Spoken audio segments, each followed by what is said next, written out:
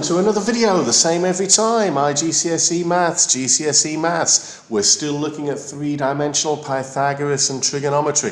So here we have an exam question worth 3 marks, and the diagram shows a cube. The length of the diagonal A to B is 8.5 centimeters. Maybe I'll write that onto the diagram. So from A to B, the front left bottom corner there up to the top right back corner is 8.5 centimeters, and we have to calculate the length of an edge of the cube.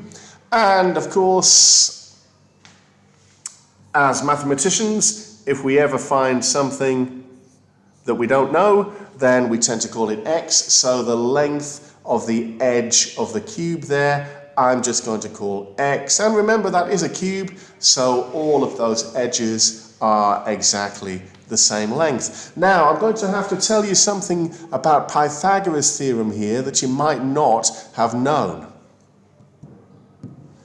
And it's this, that Pythagoras' theorem actually works in 3 dimensions as well as in 2 dimensions. If we look at the picture just here, I've got a cuboid, and the length of the edges, x, y, and z, and the diagonal from the bottom left at the front to the top right at the back. So the diagonal is square root of x squared plus y squared plus z squared, those 3 edges. And another way I could write that, which is more useful for this question, would be that d squared, the diagonal of the whole cuboid squared, is going to be x squared plus y squared plus z squared. So Pythagoras' theorem does work in 3 dimensions like that.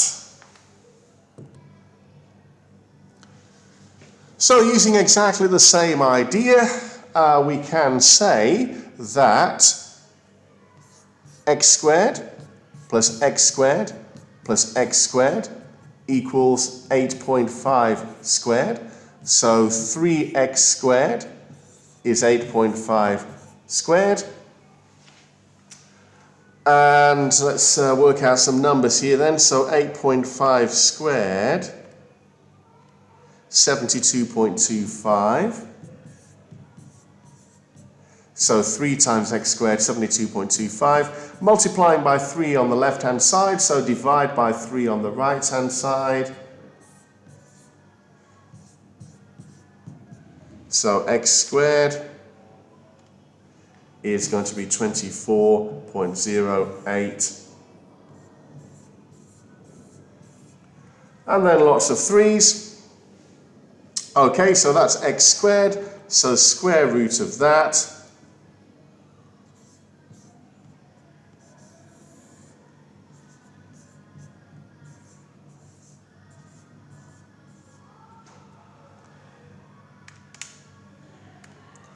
And we've got 4.9074. Well, that is a bit of a surprising answer, because I would have thought that in this question they would try to make the numbers a little bit nicer than that, but they didn't. So 4.9074772288. Well, we might have to use this answer again, so I'm not going to use a rounded answer in a calculation. I'm going to write down my full calculator answer, but I'm just going to write down, I think, as my final answer for this one, 4.91 centimeters, and I'll round that 3 significant figures. So something a little bit unusual there about that question. However, part 2, something a little bit more familiar. Calculate the angle between AB and the base of the cube. Right, so we've seen this kind of thing before. When they say the angle between AB and the base, so A to B is this, and the base, they mean the diagonal of the base. There we are, like that. So the diagonal of the base, and they want the angle just there.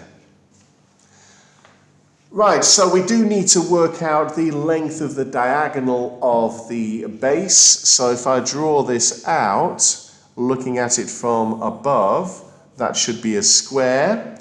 And we know that the length x is 4.907477 and 4.907477.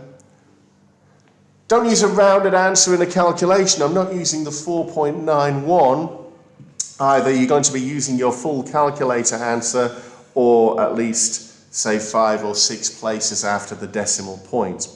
So to work out the diagonal, which is the distance from there to there, like that, it's another Pythagoras theorem, and this is finding the longest side. So it's square, square, add square root.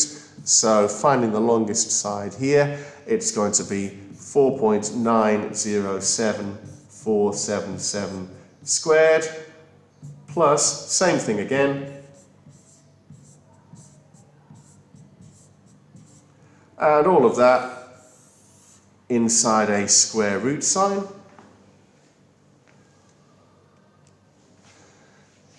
And that's going to give me a bit of a calculator job for this one, isn't it? So we've got 4.907477 squared plus 4.907477 squared and square root of that. So that's going to give me 6.94022.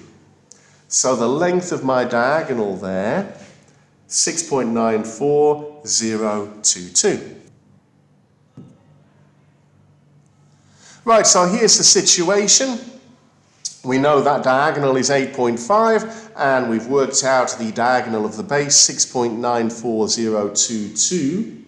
And what do we want now? We want the angle between the diagonal A to B and the base, which is the angle that I've drawn in the picture there. And that would make a right-angled triangle.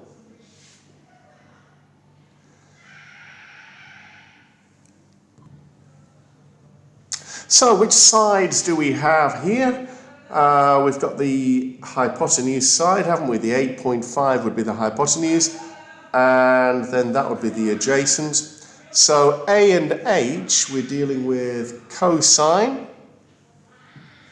So the angle is going to be an inverse cosine of A divided by H, so inverse cosine of 6.94022 over 8.5. Okay, there's a lot involved in this question, isn't there? And some of these numbers do get a little bit difficult to work with, having to write down all the decimal places there. So 6.94022, but we must remember not to use a rounded answer in a calculation, either the full calculator answer or maybe 5 places after the decimal point. So 6.94022 over 8.5, inverse cosine of that. And that gives me, for my angle, 35.26440063. And I think I'll round this to 1 decimal place. Always go back to the question, because sometimes they might tell you to round to a particular accuracy. Some papers it tells you on the front what accuracy you should be rounding to. I'm thinking of the Cambridge paper here, where they say on the front of the paper angles in degrees should be rounded to 1 decimal place. So 35.3 degrees. Well, I'm not going to say these are easy questions, and keeping track of all these numbers certainly isn't easy. But one excellent learning point from this question, which is that the Pythagoras theorem works in 3 dimensions. Remember that, could be extremely useful. And then part 2 of the question, calculate the angle between the diagonal A to B and the base. Well, that's the same question that we've had a few times before. When they say the angle between a line and the base, they mean the diagonal in the base. Well, if that video was useful to you, then please do think about liking and subscribing. And thank you very much for watching. I will return with the next video.